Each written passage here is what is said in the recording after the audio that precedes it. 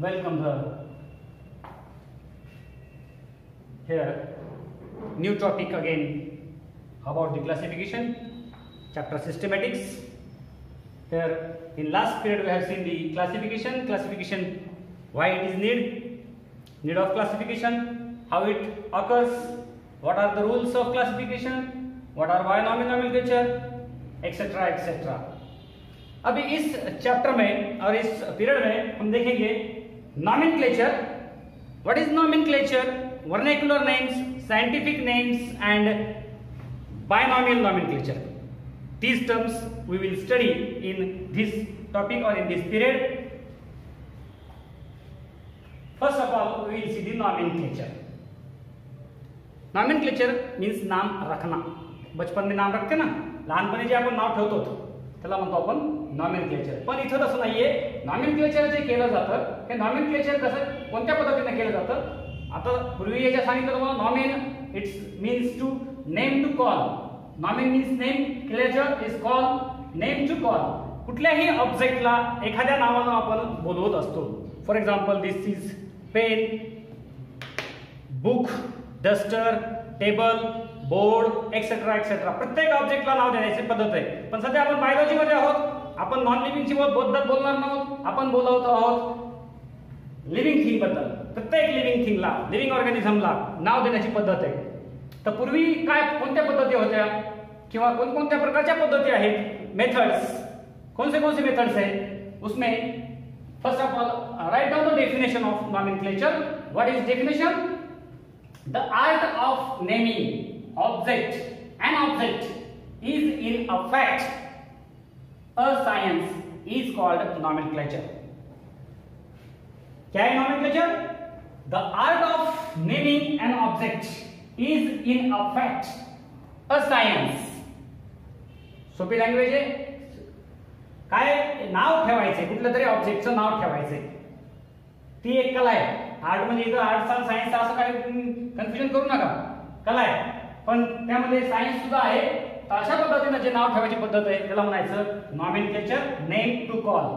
कुठल्याही ऑब्जेक्टला नाव ठेवण्याची पद्धत आहे. The art of naming an object is in a fact a science is called nomenclature. Then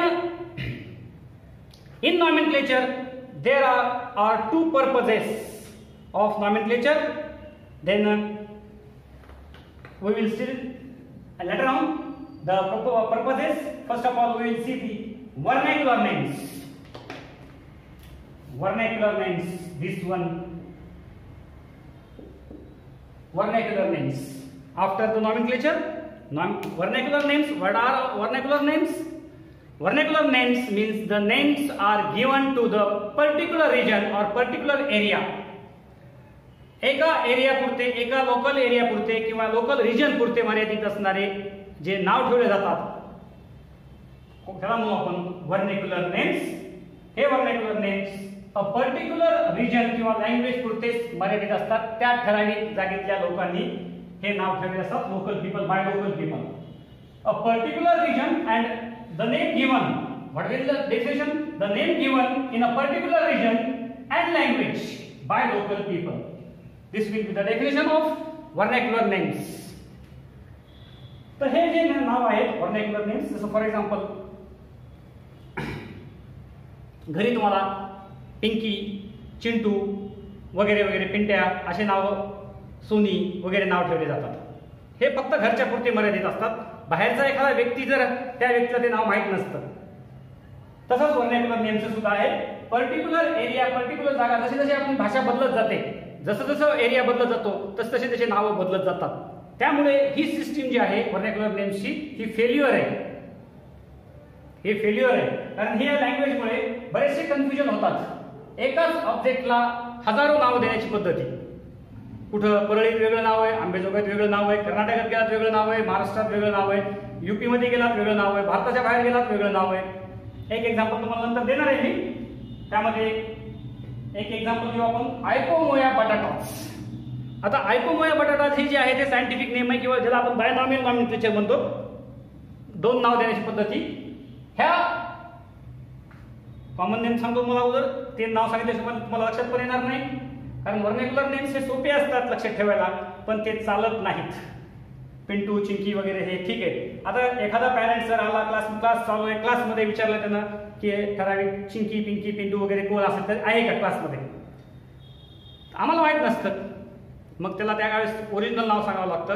एखादं नाव त्यानं सांगितलं, समजा फॉर एक्झाम्पल ऐश्वर्या नाव सांगितलं त्यानं, आणि ऐश्वर्या नाव सांगितलं, ऐश्वर्या नावाच्या 3-4 मुली असतात, मग त्यावेळेस आडनाव सांगावं लागतं, सरनेम बोलना पड़ता. सरनेम बोलने के बाद वैसे भी लड़कियां 2-3 अलग रहते, तो पिताजी का नाम बोलना पड़ता. तो इस वजह से वर्नाक्युलर नेम्स जो है वही उसी में आते, लोकल पीपल्स और लोकल लैंग्वेज के दरमियान जो नेम्स देते वो. So the best example here given is Ipomoea batatas. Common name is in our area, our language, रताळू. रताळे माहिती है ना, रताळू बोलते हैं उसको अपन. तो इनके नाम जो है पर्टिकुलर लैंग्वेज के नाम दिए वाले, फॉर एग्जांपल इंग्लिश में उसको बोलते हैं स्वीट पोटैटो. रताळे माहिती ना, उपवासाला यूज केले जातात. इंग्लिश मध्ये स्वीट पोटॅटो, हिंदीमध्ये शकरकंद, हिंदीमध्ये शकरकंद, आसामी बेंगालीमध्ये त्याला म्हटलं जातं मिठा आलू, तेलुगूमध्ये कंदमूळ, मराठीत रताळू, कन्नडामध्ये जिनासू, असे अनेक वेगवेगळे नाव आहेत. अनेक लँग्वेजमध्ये, उर्दूमध्ये वेगळं नाव असेल. तर असे हे जे नाव आहेत, ह्या नावामुळे कन्फ्युजन होतं, नेमकं कळत नाही. एखादा रिजन दुसऱ्या भागातला व्यक्ती जर आला आणि त्यानं जर सांगितलं किंवा आम्हाला हे पाहिजे, तर आपल्या लँग्वेजमध्ये किंवा आपल्या एरियामध्ये त्याला नाव वेगळंच असतं. तसं प्रत्येक सजीवाला हे लोकल व्हर्नाक्युलर नेम्स असतात. जसं आपण म्हटलं आता जास्वंद तुम्ही जर म्हटलं बाहेर गेला कुठं कर्नाटकमध्ये किंवा आसाममध्ये तर ओळखणार नाही. तर हे व्हर्नाक्युलर नेम्स अवॉइड करावं लागेल कन्फ्युजनसाठी, कारण कन्फ्युजन निर्माण करतात हे, सोपे जरी असतील तरी सुद्धा. तर हे असे वेगवेगळे नाव आहेत. पर्टिक्युलर प्रत्येक रिजनमध्ये किंवा एरियामध्ये वेगवेगळे नाव दिलेले आहेत. So these are vernacular names.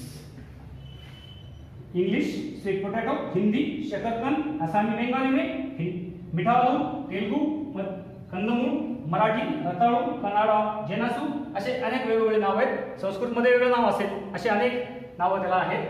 त्याच्यामुळे हे व्हर्नाक्युलर नेम्स सोपे जरी असतील तरी सुद्धा सायंटिफिक नेम्स नाही आहेत, ज्याच्यामुळे कन्फ्युजन निर्माण होतं. कुठल्याही ऑब्जेक्टला एकच नाव असलेलं असेल थ्रू आउट द वर्ल्ड और throughout the universe, it is better. पण इथं तसं नाही. बट पाहायला भेटत आपल्याला वेगवेगळे नावं दिलेले आहेत, वेगवेगळ्या ऑब्जेक्टला अनेक नाव दिलेले आहेत पर्टिक्युलर रिजन किंवा पर्टिक्युलर एरियामधल्या लोकांनी. त्यामुळे हे नाव जे आहेत ते कन्फ्युजन निर्माण करतात. So this is vernacular names. Next इसके बाद में वर्नाक्युलर नेम्स में ही फॉर एग्जांपल लिली है. अभी लिली में व्हाट इज लिली, एक ही बहुत से ऑब्जेक्ट्स को लिली नाम दिया वाला है. फॉर एग्जांपल बल्बियस फ्लावरिंग प्लांट्स है, उसमें वाटर लिली है, स्पाइडर लिली है. ऑब्जेक्ट्स अलग अलग है लेकिन नाम एक ही है सबको. यहाँ पे उल्टा है, यहाँ पे क्या है, एक ऑब्जेक्ट को अनेक नाम से बहुत से नाम दिए वाले, लेकिन यहाँ पे ऑब्जेक्ट्स बहुत है, नाम सिर्फ एक ही है, लिली. अनदर एग्जांपल, अभी वर्नाक्युलर नेम्स के ये वर्नाक्युलर नेम्स है, स्पाइडर लिली, वाटर लिली वगैरह, इनके साइंटिफिक नेम्स अलग है. Another example of vernacular names, starfish, jellyfish, silverfish. These are not fishes. ये कॉमन नेम्स वर्नाक्युलर नेम्स तिथं दिलेले आहेत, त्या भागापुरते, त्या एरियापुरते. स्टारफिश, जेलीफिश, सिल्वरफिश हे काही मासे फिश नाहीये. एकच अनेक वेगवेगळ्या ऑब्जेक्टला एकच नाव दिलेलं आहे फिश म्हणून. So this is about the vernacular names. इथपर्यंत काय प्रॉब्लेम नाही असेल तर विचारू शकता. याच्यानंतर आपल्याला नेक्स्ट टॉपिक जो बघायचा आहे साइंटिफिक नेम्स. हियर नेक्स्ट, इसके बाद वर्नाक्युलर नेम्स के बाद we will see the scientific names.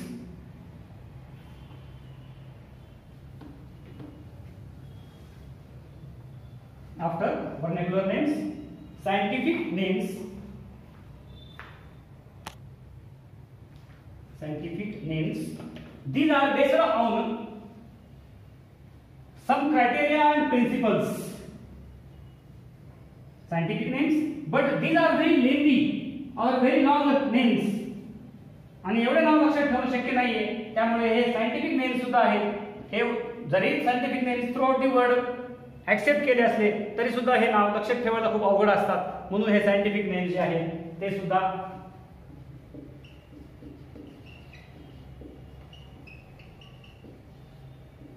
Avoid केले जातात. Though they are acceptable throughout the world और throughout the universe. Vernacular names not acceptable. Scientific names acceptable, but they create or they are very lengthy names. They are very lengthy names. Hence, and the last option here, after vernacular names, scientific names, the method which we follow today, that is binomial nomenclature.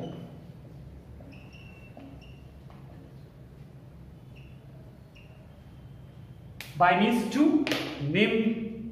कुठल्याही ऑब्जेक्टला दोन नाव देण्याची जी पद्धती आहे, हे पद्धती through out the world accept केली जाते, आणि हे नाव जे आहे ते सोपे आहेत, आणि हे सोपे आहेत पण ते ऍक्सेप्टेबल सुद्धा आहेत. त्यामुळे ही सिस्टीमच आज सुद्धा आपण फॉलो करतो. कुठल्याही सजीवाला दोन नाव देण्याची जी पद्धती आहे त्याला म्हटलं जातं binomial nomenclature. Write down the first of all definition. Binomial nomenclature. Swedish naturalist Carl Linnaeus, Swedish naturalist ज्याला निसर्गवादाचा पुरस्कर्ता म्हटलं जातं, निसर्गवाद ज्यानं त्या सांगितलेला आहे, त्या कार्ल लिनियसनं ही सिस्टीम चालू केलेली आहे. स्पेसीज प्लांटेरियम म्हणून त्याचं बुक आहे, त्या बुक्समध्ये त्यानं हे मेन्शन केलेलं आहे, आणि त्याला फादर ऑफ ह्या नॉमेनक्लेचरचं म्हटलं जातं, फादर ऑफ नॉमेनक्लेचर किंवा binomial nomenclature.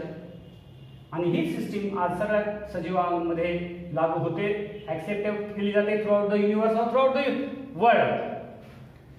What is binomenclature? What is binomial nomenclature? We will C.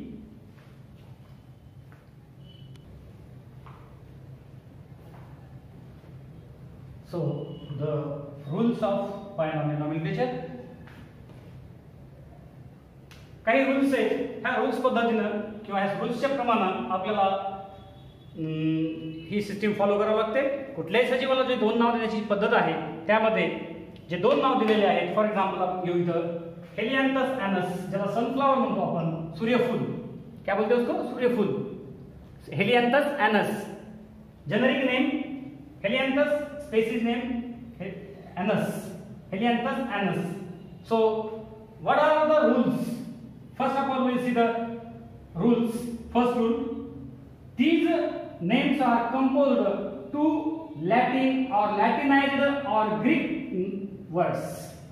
हे दोन्ही नाव कसे असले पाहिजेत?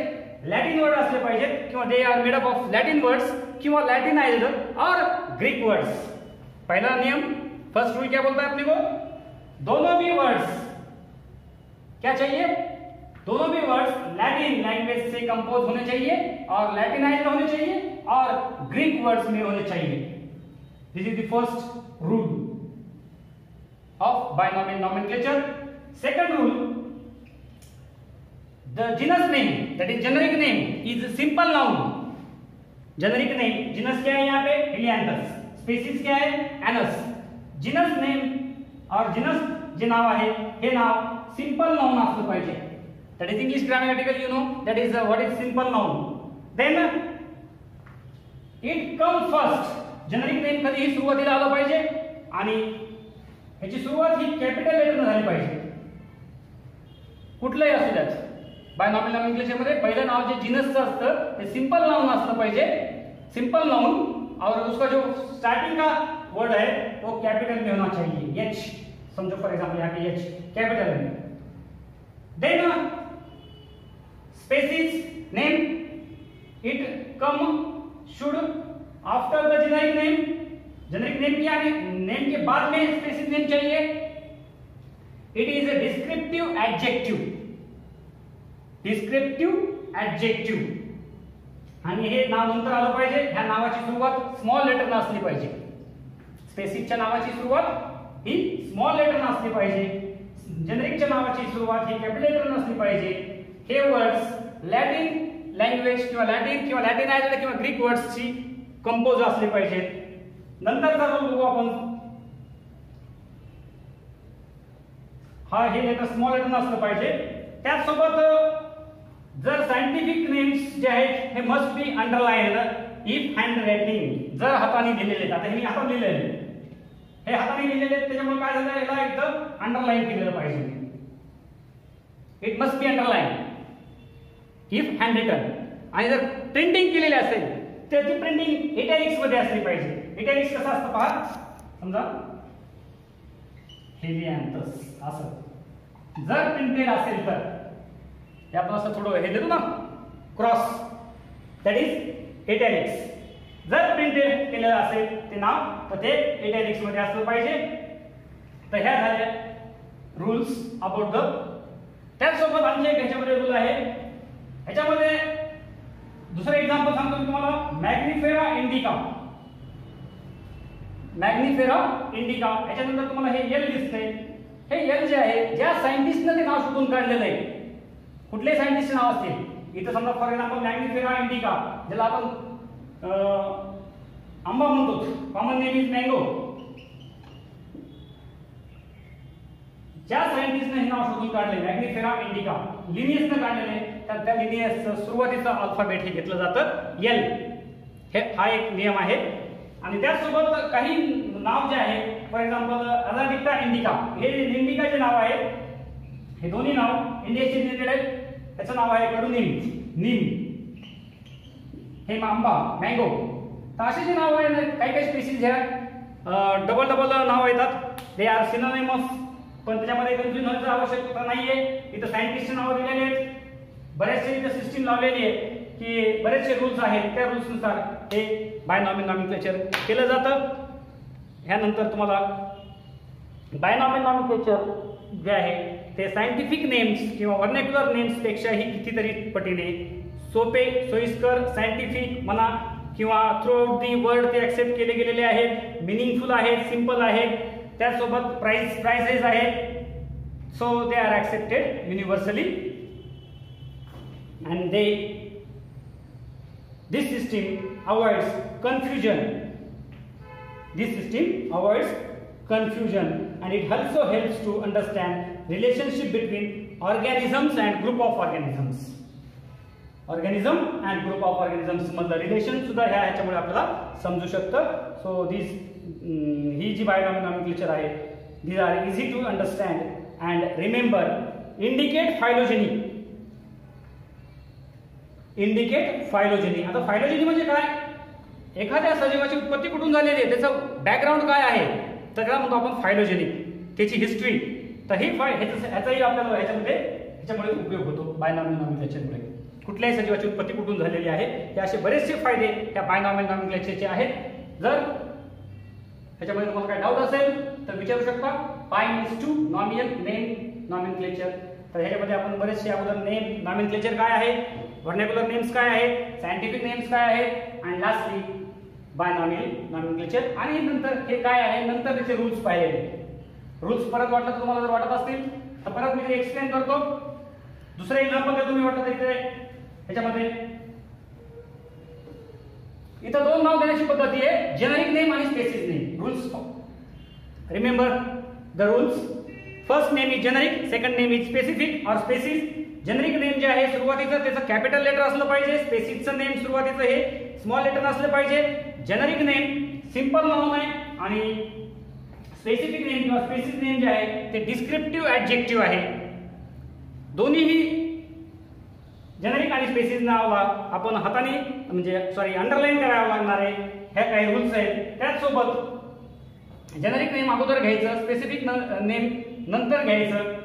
तर ह्या पद्धतीनं हे नॉमेनक्लेचर केलं जातं. त्याचसोबत हँड रिटन असेल तर अंडरलाईन करायचं, प्रिंटेड असेल तर ते इटॅलिक्स मध्ये असलं पाहिजे. तर अशा काही रूल्स त्याच्यामध्ये आहेत. आणि ज्या सायंटिस्टनं किंवा ज्यांना हे रिसर्च केलेलं आहे, ज्यांना हे शोधून काढलेले आहेत नावं सजीवाचे, त्या नावापुढं त्या सायंटिस्टचं ज्याला आपण सुरुवातीचं अल्फाबेट हे घेतलं जातं. So this is the binomial nomenclature. कुणाला काही प्रॉब्लेम असेल तर विचारा. व्हिडिओला लाईक करा, सबस्क्राईब करा, बेल आयकॉन बटन दाबून नंतरच्या व्हिडिओसाठी तुम्हाला ऑटोमॅटिक जर व्हिडिओ पडायचे असतील किंवा मेसेज भेटत पाहिजे असेल तर बेल आयकॉन बटन दाबून क्लिक करा. थँक्यू.